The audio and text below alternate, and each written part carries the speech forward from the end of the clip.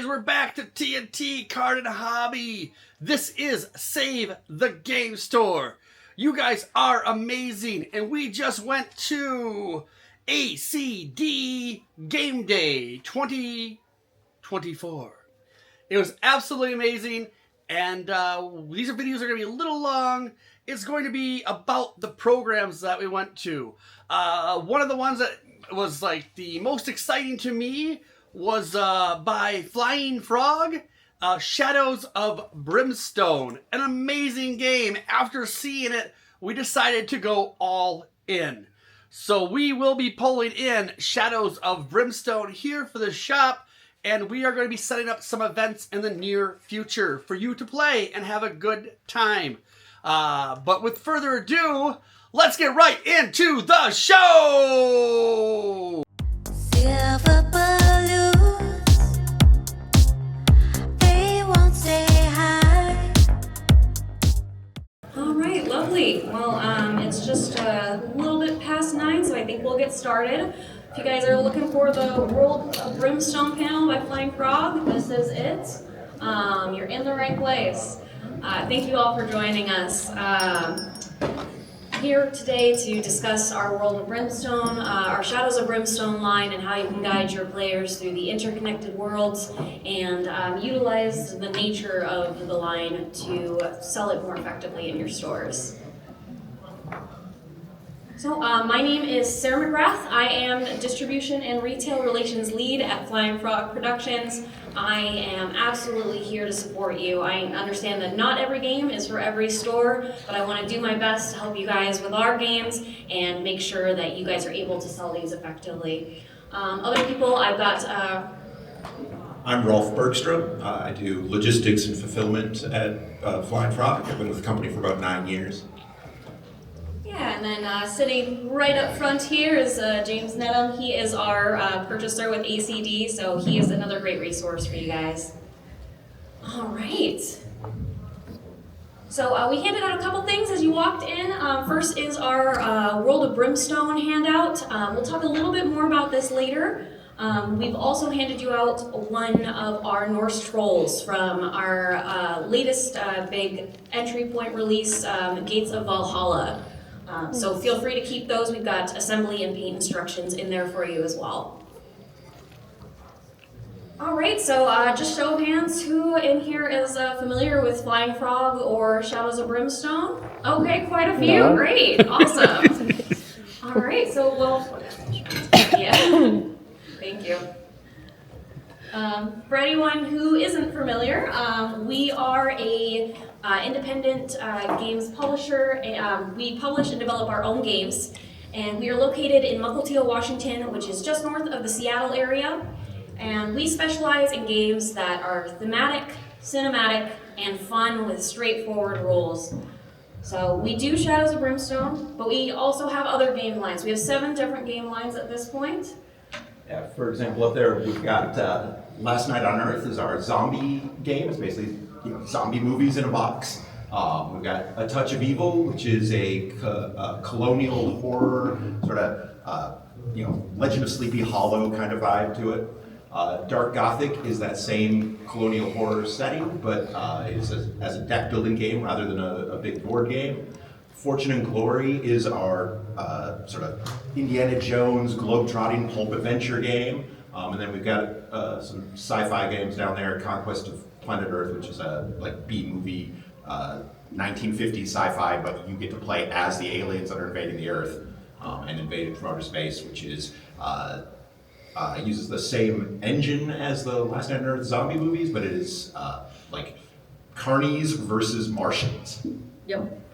Mars is invading in that one, but of course we're here today to talk about Brimstone. I do want to mention that this year, aside from our Brimstone releases, we've also had focus on bringing some revised editions of games that have been out of print for a little bit back into the block. Fortune and Glory released in April to great fanfare. We did a lot of marketing and advertising push as well as content creator support for Fortune and Glory, and we saw as a result a huge demand for it. You can ask James, it's just been flying off the shelf. We've sold over half of our initial printing of that, so that is definitely one to grab for your stores if you don't have it already. Another one that we are bringing back is A Touch of Evil, which has been out of print for a touch of time as well. That one is coming back in September, and we are planning on giving that one just as much love as Fortune and Glory, so we're hoping to see the same demand. So that's another one to look at. Again, that will be September. But we are here to talk about Shadows of Brimstone, so I will let Rolf take it away and teach you the basics of how this game works. All right, so Shadows of Brimstone is a fully cooperative dungeon crawl game. It crosses genres. It's got 5 different entry points to the game, depending on where in time and where on the earth you want to start in.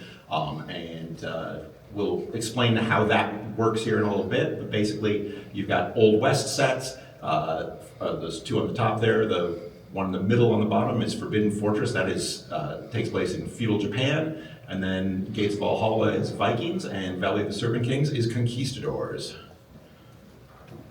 So like I said, it is a dungeon crawler. It's a fully cooperative dungeon crawler. Nobody has to be the GM. You're all working together to defeat the monsters in the game. And as you can see there's kind of a layout of kind of typical plays. You've got a bunch of these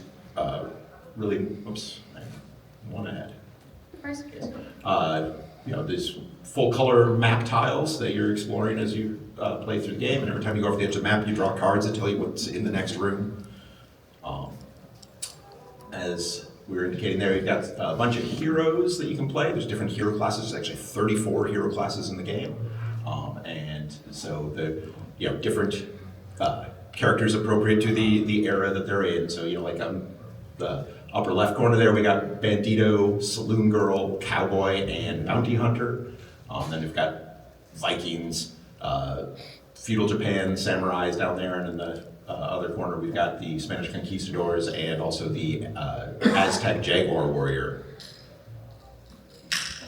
So like I said, every time you move to the edge of the map, you draw cards to tell you what the next tile is that you're going to have. So you're kind of exploring and building out this map as you go. And then there's, as you go along, you will have fights. Comes with a lot of plastic in the box there, lots of miniatures to put together and play with. Good variety of different monsters to battle against. And there are also narrative encounter cards where you draw one of these and it'll describe a situation, you read it out loud, and the team has to decide together how you're going to end up dealing with that situation. Sometimes there'll be skill tests, sometimes there'll be decisions that you have to make, and different story beats that are on those cards. The game has a lot of RPG elements, and it is a board game, but you get to level your character up over time. It's got campaign play. You will unlock new abilities, get all sorts of gear and cool artifacts that you find as you're exploring through the haunted mines and the alien worlds, which we'll talk about in a moment. Then after you've gone on your mission through kind of the main part of the game where you have a mission that you play, and afterwards there's sort of a mini game of traveling back to town. And so it'll be like crazy chart of really interesting events that happen to you as you're making your trip back to town, like here being all sorts of terrible monsters chasing after them as they're heading back to town. And there's different versions of the town depending on which starting point, what your entry point is to the game. So you've got to, each of those have essentially there's a little mini game that happens after you've traveled back to town. The town will have a bunch of different locations in it where you can buy equipment and stock up, but also have event charts that happen. So there's different things custom to what type of town you're in. Yeah, and there are 5 different entry points right now. So yeah, we have 5 different entry points at this point. So as long as players have one of these 5 sets, they can start playing. They can of course mix and match these core sets as well in the adventure sets. But as long as they've got one of these, they can get started, and every expansion will work with any one of these copies or all of them combined together. It's worth noting and reiterating throughout this that everything in Brimstone is compatible. It all works with each other. Even though they've got widely different themes, they can all cross over, so they're not separate games. This is one game line. And unlike other games where expansions will completely change the nature of the game, this is just adding more variety and more of what players already love to the collection. So we'll talk a little bit about the different themes. So the Old West, set in the 1880s, that's what you're going to get in City of the Ancients and Swamps of Death. In the Forbidden Fortress set, it's feudal Japan, the 1560s. So if you have City of the Ancients and Forbidden Fortress, you can take your cowboys from the 1880s through time and space all the way over to feudal Japan in the 1560s. And then in our adventure sets, we introduce the Norse lands, which is the earliest so far in the mid-thousands, and then the Spanish fort, where we also have Aztec heroes fighting alongside the Spanish conquistadors, and that's in the early 1500s on the shores of the New World. We do have a couple of new core sets into early phases of development right now that we just wanted to give you a little sneak preview of. First one is going to be The Lost Tombs, and that's going to be set in 1930s pulp adventure Egypt, so it's a great tie-in with our other mainline game, Fortune and Glory, which is similar setting, and that'll be a lot of fun for characters to finally be able to, that's probably going to be the most recent time period that we have so far. And the other one is meant to go blend in pretty well with our Old West, and that is the Impossible Hell Train. So it's got Old West train heist, horseback chase vibes. Yes, those are still very much in early development, but that just goes to show that we are still actively creating and putting out new content for this line. It is an ever-growing line. And people, as they get into new Brimstone content, they'll of course be looking backwards because everything is compatible with everything. So even if they get one of these new lines, everything from before, they can still pull that right back in. So, but no matter where the characters start, or no matter where your players start, whatever core set, adventure set they have, the whole premise of the game is built on adventuring through those lands and coming into contact with these portals that have been ripped open to new alien other worlds. So each core set and adventure set, the starting points, they all come with the Earth-based world on one side of the tiles, and then you flip over the tiles, and it is the alien other world on the other side. So once they go through that portal, you can just take that map tile, flip it right over. With City of the Ancients, you're getting the Targa Plateau, which is a frozen tundra, an alien world with lots of abandoned technology, but there's still robots and guardians moving around protecting it even though their masters are gone.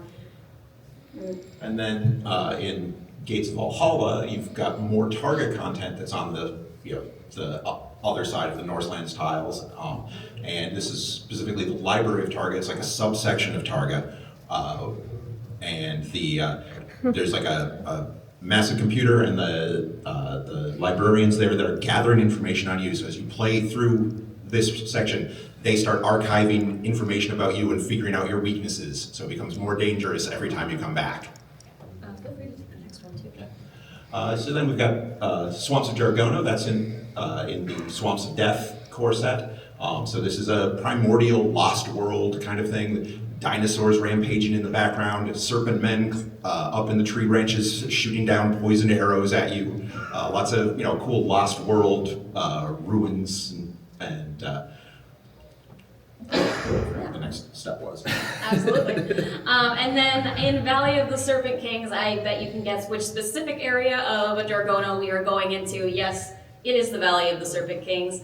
The conquistadors stumble through their portals into this land filled with glittering gold, which they are very exciting about, but again, still guarded by those massive slithering serpent men.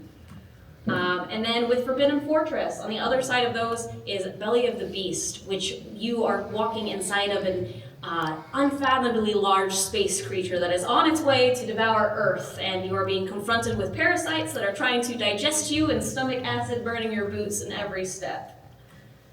And these are just the other worlds that are included with those entry points. If players want to expand and get more alien other worlds to visit and they don't want to buy a whole new core set, we do have otherworld expansions that are specifically just to add new otherworlds to what they already have. So first one we have up pairs very well with our feudal Japanese theme. Forest of the Dead is a realm between worlds where you've got lots of shadowy figures, ghosts, mythical terrors, and basically ghost versions and undead versions of nearly every other enemy that has been released. Then here, this Caverns of Cinder. Caverns of Cinder is a hellscape. So as you can see, there's some lava men on there, sort of elemental creatures. But then it's also, because it's a hellscape, there are demons and ghosts and all sorts of things like that that show up in there as well. This is Derelict Ship. It is sci-fi.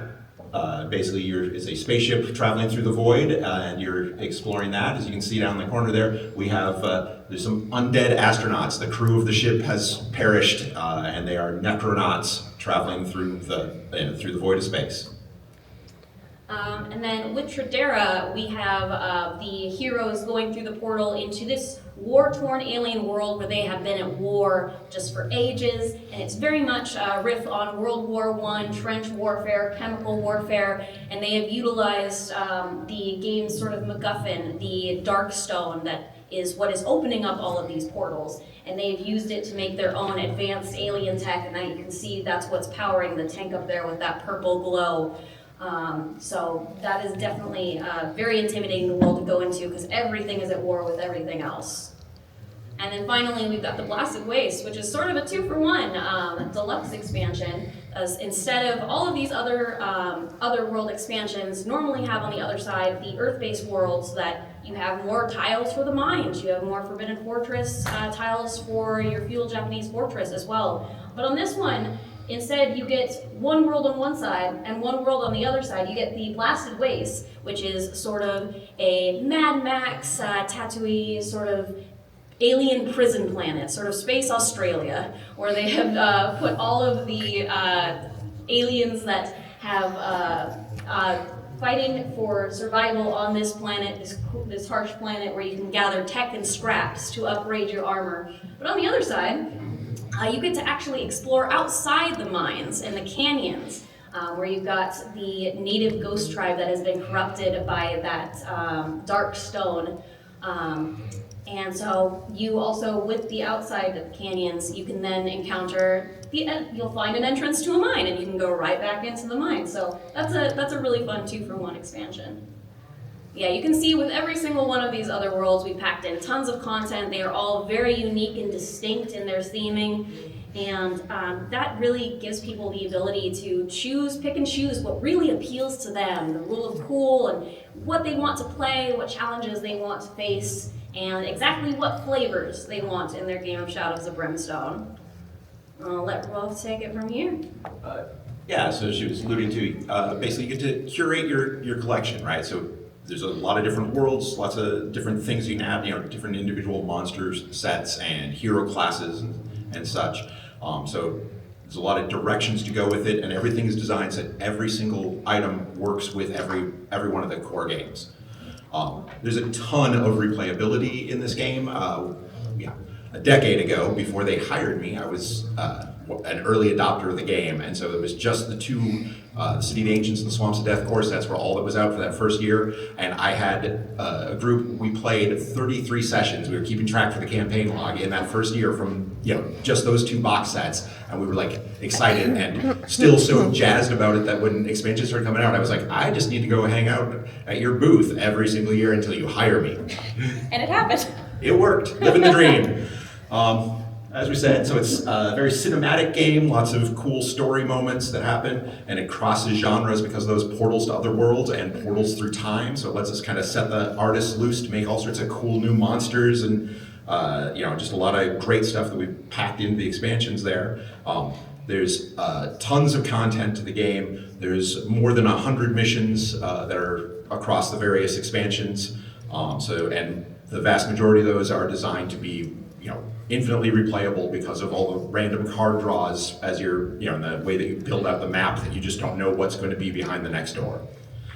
It is, but despite all of that, content for it, the core mechanics are very straightforward. It's quick and easy to pick up, and then, you do level up your characters and they'll become more complicated as you go, but at the core, it's a very fast-playing, easy to grok system.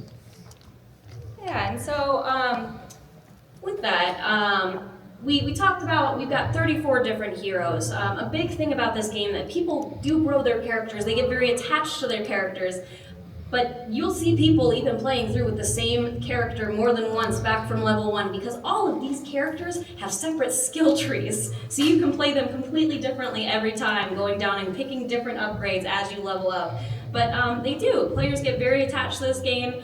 They will become personally invested and have tons of stories to tell them. So I really recommend that you reach out and ask them.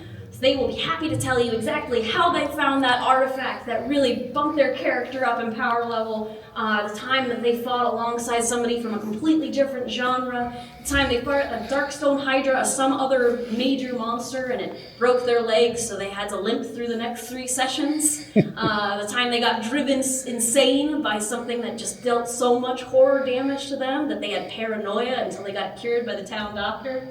Or even that Darkstone, it can corrupt you. If you have too much on you, you might just get a mutation. So you can either have tentacle fingers, you can have an extra prosthetic arm, your arm might turn into tentacles, which means you can deal more damage when you hit people, but you can't hold that 2-handed gun. But yeah, there's so much potential for emergent storytelling in this game, and I really recommend that you ask your players what they did in their last campaign of Brimstone, where their characters are now, and maybe after hearing that, you'll be able to suggest the next challenge that they can face.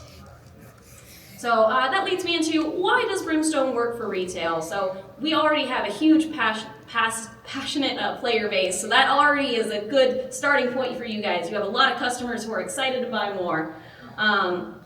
It's also, there's a lot of visual synergy going on, so if people want more feudal Japanese packs to go with their feudal Japanese set, they know exactly how to find it. All of this stuff is very visually distinct, and you can tell exactly what will go with what when you're looking at the packaging. I do want to also go back to that Worlds of Brimstone handout that I passed out to you guys at the beginning. This is going to be included in all of the new prints of our revised core sets. So far it is just in City of the Ancients and Swamps of Death, but this is designed to really give the players a good overview of all of the different types of expansions that we carry, and that will give them their own sort of map that they can use to come into the store and say, hey, I hear there are mission packs. What's a good mission pack? And I keep saying that everything works with everything. Well, let me give you an example of a typical campaign. So we've got, say, I go into the store, I'm going to pick up Shadows of Brimstone, City of the Ancients. It looks really cool to me. I like that it's got sort of an ice-based world. That sounded cool on the back of the box. I like the saloon girl in the front of the box. It looks chaotic. There are spiders.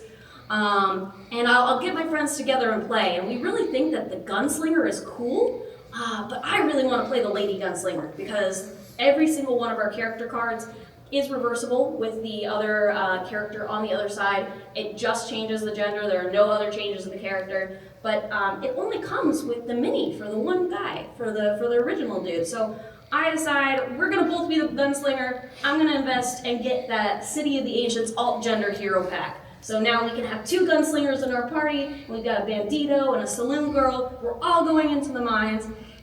But you know what?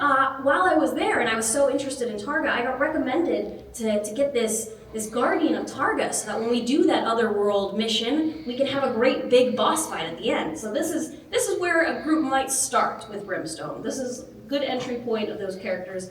Let's come back to them at a later point in time. They've been playing Brimstone for a while. They've still got City of the Ancients as their base set.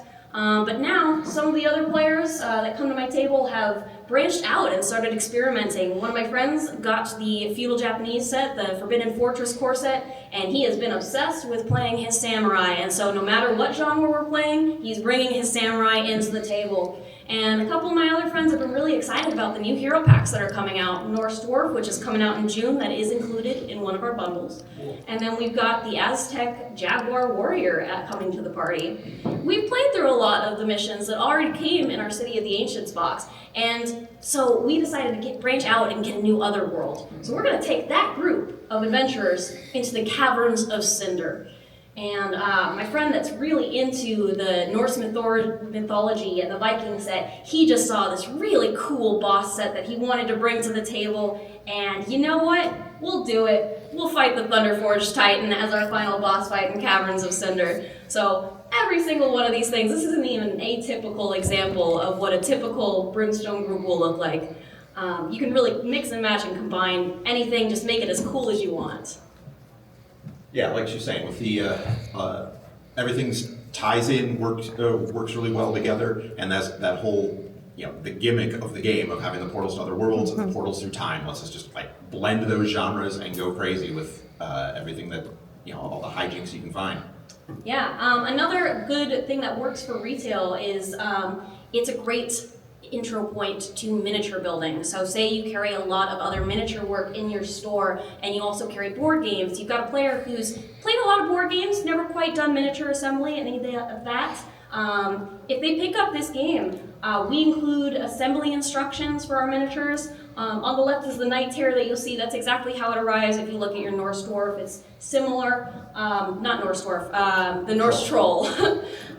It's exactly the same sort of situation. So they'll use plastic clippers to take it off that sprue, sand it down with some files, and then combine it all with plastic cement. So we highly recommend, if you do end up carrying our line, that you also carry some of that.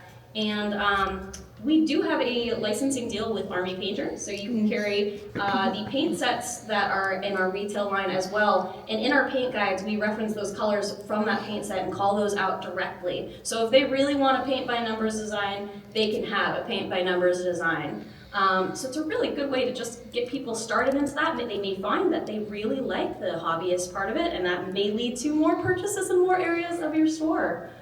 We've got a few examples of some of the paintings of this miniature up there. The top one is by our professional studio painter, Aaron Lovejoy. But the bottom one I pulled off of our community Discord. That's someone who said, "This is my first paint job." He followed our instructions. Looks like he did a pretty good job to me. Yeah, it's a great first mini. Yeah. For sure. So yeah, so I've gone over how we've got, oh, yes, you have a question. So we have been carrying the full line. Yeah. It's been selling, it's good. One question for the expansion.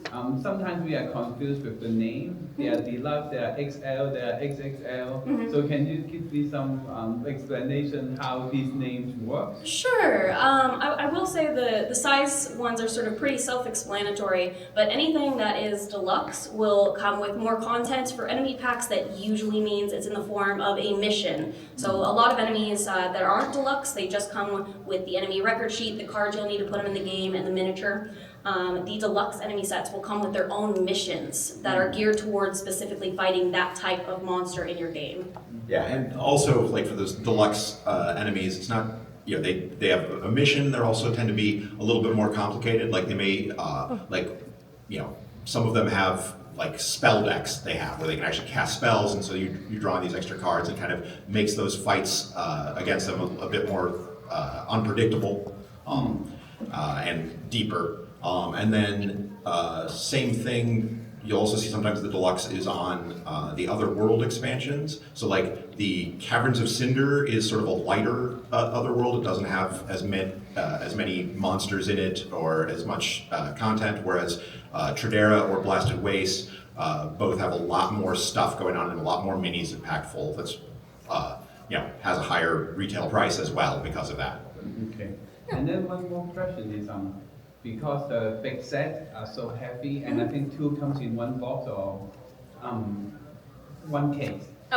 Case says 3. And they're quite expensive, right? So we stock some, and then maybe half are damaged because the supplier just shipped the whole case out to us, and we have to order more, and then half is damaged. So ended up we have quite some damage, but so if something can do on the box itself will help, because they are heavy and our board gamers like every corner to be 90-degree perfect. Absolutely, we'll certainly take a look at that, but unfortunately there's not too much we can do as far as the shipping between the distributor to the retailer. But right now I don't believe there are plans right now to change the size of the box.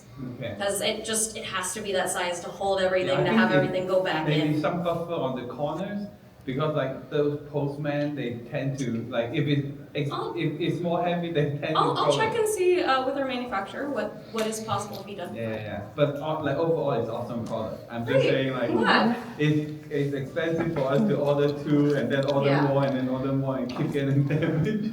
No, I'm sorry that's been happening. That's okay. Yeah. So it's also maybe my area too. So Where's your store? Where's your store? in Canada. Okay. Yeah. Thank you. Yeah, like I noticed that you mentioned a couple times buying 2 copies, right?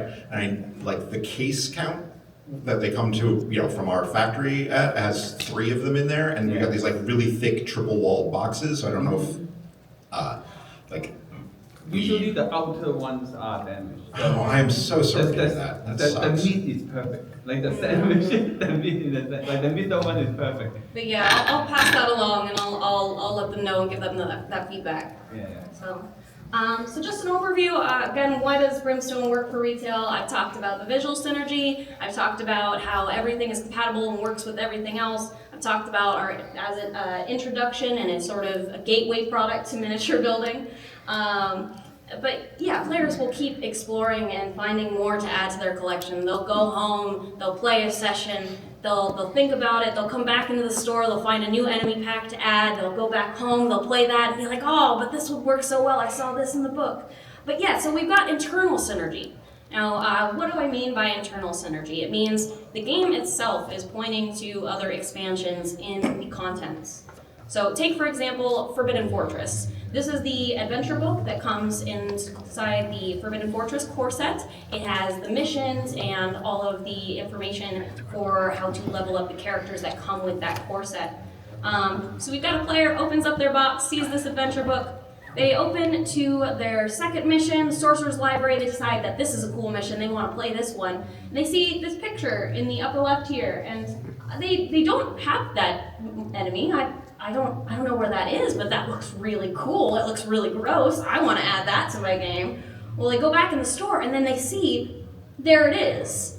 There are the Akameme tongue demons that were in that book. They can go and grab them and add them. Yeah, she's talking about like an Easter egg, essentially, right? Like these, you don't need those to be able to play that mission. No.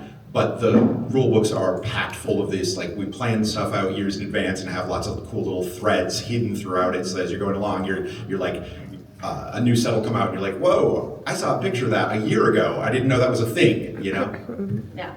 So another example is when you go into the Belly of the Beast missions. Again, we've got these odd creatures in that top right hand picture that is included in these missions that the players will have to go through the book and see as they're playing the game. And that might get the thought in their heads, it's like, oh, I saw those in the store. Those are the Bone Eaters. I want to add those in because they look so cool. I don't need them, but I want them. So, and yeah, like Rolf was saying, that's just a few examples. Here are some more pages from the Forbidden Fortress rulebook. These aren't as directly put in the player's face as the mission packs, because they'll need to do those missions, but they're still threaded throughout there. So you can see the Jorogumo Spider Queen, Shoryu the Dragon, and the Takobake Cannon already previewed in this rulebook before they came out. And for players that buy it now, they can, anything they see, if they recognize and have seen it on your store's shelves before, I can bet if they're interested, they will come back and they will pick that up to add it in. Another great example is with Frontier Town. Now this is the first big expansion that we recommend any players of the Old West sets to get, because it really expands that second half of the gameplay, the town section that's after the missions. And it adds a slew of new travel hazards. And like Rolf said, these, again, you don't need any extra content, you need just what you have in this box to perform these events and everything. But there's one where it mentions there's somebody you encounter on the side of the road back to town who with his dying breath says, Belial is coming back from the depths of cinder. And so maybe your players will at that event, or if they're like me, they've already read everything in advance because they want to see everything that's on the cool roll table before they get to it. And if they get that, it's like maybe, well, we encountered this travel hazard. Wouldn't it be cool then if we add it to our campaign that our final boss fight when we're all leveled up is a souped up version of Belial, or we go into Cinder and take care of this before it becomes an issue, and this is the emergent gameplay, the story that they are telling, to weave that at the table. There are other examples of this and other travel hazards that are included in Frontier Town. You've got references to the Lost Army marching across, which is a skeleton army version of the soldiers that went to San Bernardino. No? Sorry, That's Santa Anna's army from on their way back from the Alamo. The Alamo, yes. That basically got lost on their way back and turned into an undead legion. I have clearly forgotten the Alamo. Remember the Alamo. Gotta remember them, man. And then finally, we do also have references to the Black Fang tribe. Again, you don't have to have these mission packs to go through these. But you might get this travel hazard and say, it just makes sense for our group to go back and add this into our campaign. We want to fight those guys that we had an event where we had to figure out if we wanted to stop and help the people being attacked by them or continue on to town. My final example of internal synergy is actually something that you can see right on the product, right on the boxes. So this is the Temple Dogs. It's an enemy pack that is designed for Forbidden Fortress to work with your feudal Japanese sets. It's sort of these living statues come to life.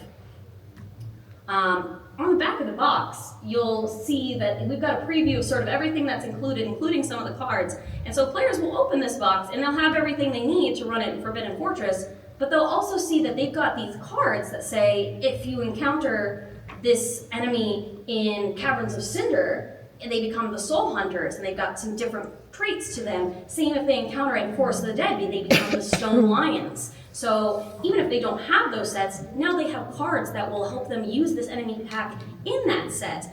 And over time, we've had players that they will get these enemy packs for one thing, and then they'll end up just like, geez, I've got a bunch of extra cards and things that would work if I go into Cinder. I may as well just get Cinder now. Basically, they follow the trail of breadcrumbs that leads them to your next purchase. Yeah, so here's just a little visual of all of the different symbols we've got from right to left in the top. We've got the mines, the fortresses, Targa is that sort of sideways axe, Belly of the Beast is the gear with the little tentacles, Cinder, Tradera with the gas mask, the canyons, Norse lands, the Spanish fort, Swamps of Jargono, Forest of the Dead, Derelict Ship, and Blasted Waste. So if you are looking through the catalog of items that you have in your store, you ask your player, hey, what do you have? And they're like, well, I have Forest of the Dead, but I don't have a lot of stuff for it. You can start picking up boxes, looking at the back of the box, looking for that skull icon and say, well, hey, this one has a variant that you can put right in there that'll give you more spice for your version of that game. Or if they don't have it, again, it's breadcrumbs that'll lead them to being like, yeah, I have so much content for this, I may as well go, or I really want to fight that variant, that seems cool. So that's one of the biggest assets I think our game has going forward is, yeah, the products really point to other products. So yeah, no matter whether it's a miniature enthusiast who likes the price point of our miniature products compared to other products on the market, if it's RPG players who love building characters and telling stories, or just board gamers who love a cinematic, fun, straightforward experience, we've got a wide audience for Shadows of Brimstone and a great community for it. We've got a giant Facebook community group, a giant community Discord, and we even host our own convention in October where people who love playing Shadows of Brimstone will all come together and play on giant boards. So there is a rabid, very passionate community out there for this game. We will keep making more content for it. This is what we've got coming out for the rest of the summer. So we've already released our Darkstone Shaman in March. This May saw the release of Jaguar Warrior, came out just last week. In June, we've got our Norse Dwarf, which is part of the sort of Gates of Valhalla set. And then July, we've got our second Aztec hero, the Blood Priestess. Looks really cool to me, I'm very excited for it. And then in August, the Ulfsark Skinwalker, which fits right in with the Norselands Vikings. And is basically a werewolf. Yes, yeah, that's you, a werewolf without being a werewolf. So, but yeah, so that's just Brimstone. We actually have, and this is also a fun Easter egg for your customers, our games sort of are in a shared universe. So, Flying Frog Expanded Universe. But yeah, you go ahead and take it over there. Yeah, so like this slide shows you the Crimson Hand. The Crimson Hand is a secret society that's trying to take over the world. They're constantly hunting for powerful magical artifacts, and they show up, again, that Easter eggs that we were talking about, they show up throughout several of our games. You can battle them in Shadows of Brimstone, but they first debuted actually in Something Wicked, which is an expansion for A Touch of Evil, and they are available as an expansion for Fortune and Glory as well. And so you can, kind of see them showing up, like I said, like an Easter egg that appears across the lines. Yeah, if they like the Crimson Hand, you can just point them, it's like, hey, if you like these guys here, why don't you try them in one of these other games? Yeah, and then some of the, like a number of the monsters and things kind of show up. Like, so you get this kind of sense that you're playing on a shared world. As you pick up more of our games. So like the Night Terror there shows up in A Touch of Evil and Dark Gothic, as well as Shadows of Brimstone, and the Hungry Dead, because we love zombies. So yeah, if your players are liking the worlds we create, we've got plenty more for them all across our 7 different game lines. We even have this recurring character, the Mr. Cartwright. He appears in pretty much all of our games. It looks like it's the same person. Yeah, it's the same person. Indeed, he is cursed with immortality, and as you can see way over there on the far side of it, in Shadows of Brimstone, you can play as a drifter as well, and then you have a character who's immortal, but is probably unhinged, and is a danger magnet that just causes more horrible things to happen around you, but is, quite a powerful character because he can't die. Yeah, so that is a recurring thread throughout all of our games as well, this drifter. And so if you know these fun facts, again, gives you more power to show your customers you're passionate about this and you know what you're talking about, and maybe they can pick up some of these other games. Yeah, that is Worlds of Brimstone. Thank you guys so much for your time. I am happy to take any questions anyone might have.